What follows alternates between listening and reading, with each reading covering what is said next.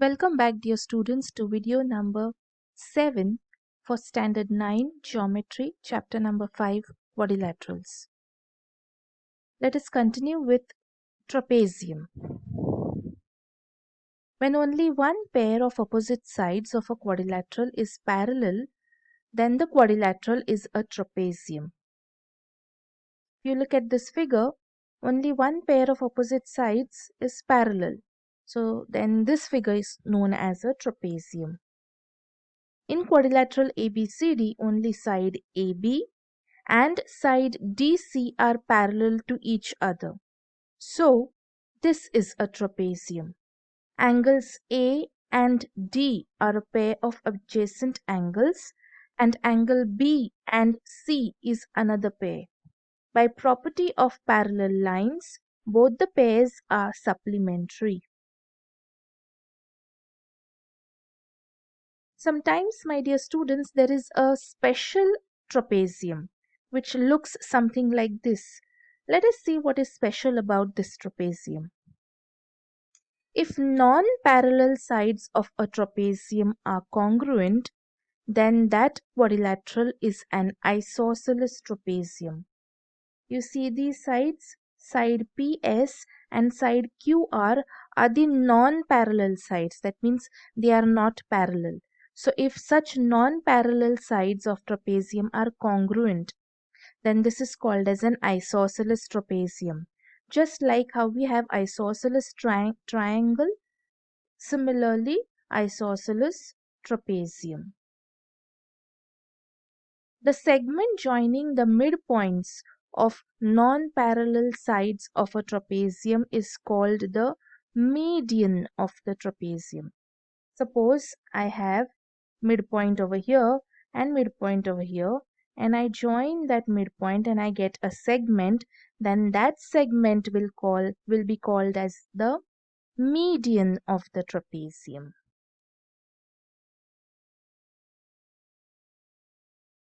Practice set 5.4. Question number 1. In quadrilateral IJKL, side IJ is parallel to side KL. Angle I is 108 degrees. Angle K is 53 degrees. Find the measures of angle J and angle L. The given information is segment LK is parallel to segment IJ and LI. LI is the transversal. So we have angle I plus angle L is equal to 180 degrees because they form interior angles. And we know how much is angle I, which is 108 degrees. So angle L plus 108 is equal to 180. We get, after solving this, we get angle L as 72 degrees. Similarly, segment LK is parallel to segment IJ and KJ is the transversal. So we have angle K plus angle J is equal to 180 degrees. Again, both are interior angles, and angle K is given to us as 53 degrees. So 53 plus angle J is 180. After solving this further, we get angle J as 127 degrees. So final answer is angle L is 72 degrees and angle J is 127 degrees. Question number 2. In quadrilateral ABCD, side BC is parallel to side AD. Side AB is congruent to side DC. If angle A is 72 degrees, then find measures of angle B and angle D. There is a small construction. Draw segment BM parallel to AD such that A', M', D, and draw segment CN parallel to AD such that A', N', D. Now we know that BC is parallel to AD, given information, and BM is parallel to CN. BM is equal to CN. I'll repeat, BM is equal to CN. How is this equal? Because BC is parallel to AD and BN is perpendicular over here and CN is perpendicular. That means it forms exact distance between these two parallel lines. And we know that distance between two parallel lines is constant, means it is the same. So now in triangle BMA and triangle CND, I have angle BMA, this angle as 90 degrees and this angle as 90 degrees according to construction. And hypotenuse BA is equal to hypotenuse CD. This is given information. And side BM is congruent to side CN. This is from statement 1. This particular statement I have named as 1. So this from statement 1. So according to hypotenuse side test of congruency, I have triangle BMA congruent to triangle CND. I have both these triangles as congruent. Once my triangles are congruent, I can say that angle BAM, this angle, is congruent to angle CDN, this angle. That is angle BAD. BAM I can extend to D and CDN I can extend to CDA. So this angle is equal to this angle. And angle BAD is 72 degrees. That means angle CDA is also 72 degrees. And angle CDA is nothing but angle D. So one angle I found out. Let's go to the next.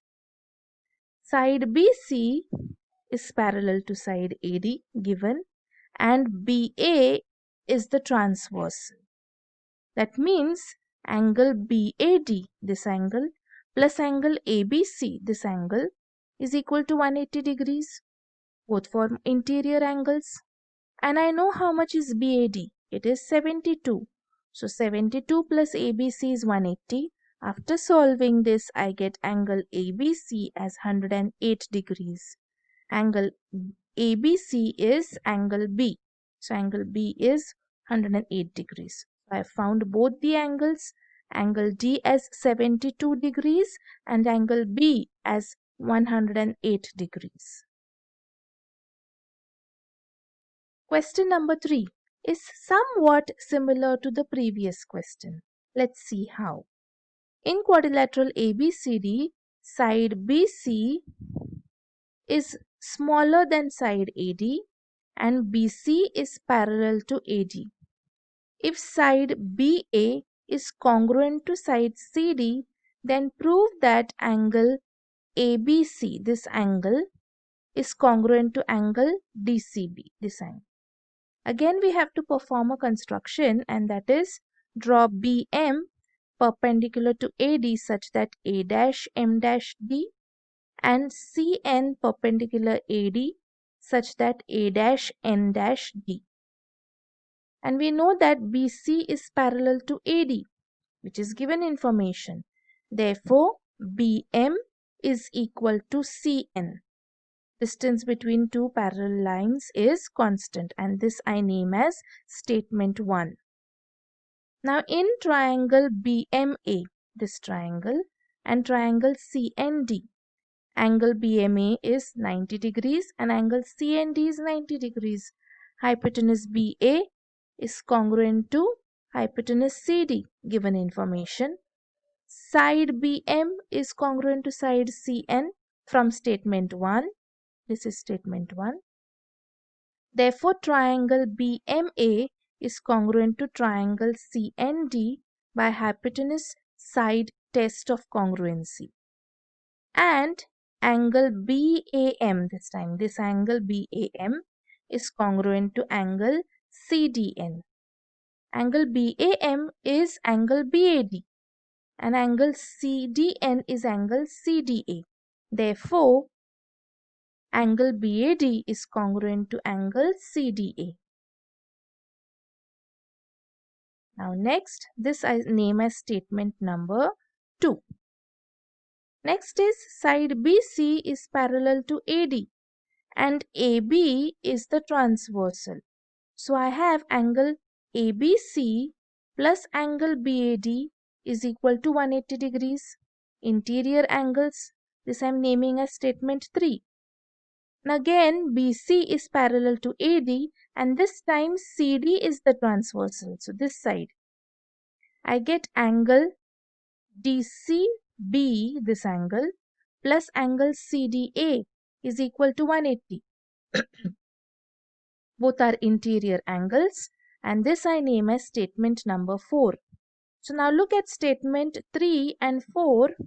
Both are equal to 180 and 180. So I can say angle ABC plus angle BAD is equal to angle DCB plus angle CDA from 3 and 4. And my statement 2 says that angle BAD is congruent to angle CDA. So over here I can replace BAD by CDA. So that is what I have done in the next statement. Angle ABC plus angle CDA plus DCB plus CDA from 2. If you see, CDA is over here also and over here also. I can just eliminate that. So after eliminating, what am I left with? Angle ABC is equal to angle DCB. Angle ABC is equal to angle DCB. If both angles are equal, that means they are congruent. So I have therefore angle ABC congruent to angle DCB, which is hence proved. My dear students, we will stop here. We will meet in the next video. Till then, thank you for watching. Have a nice day.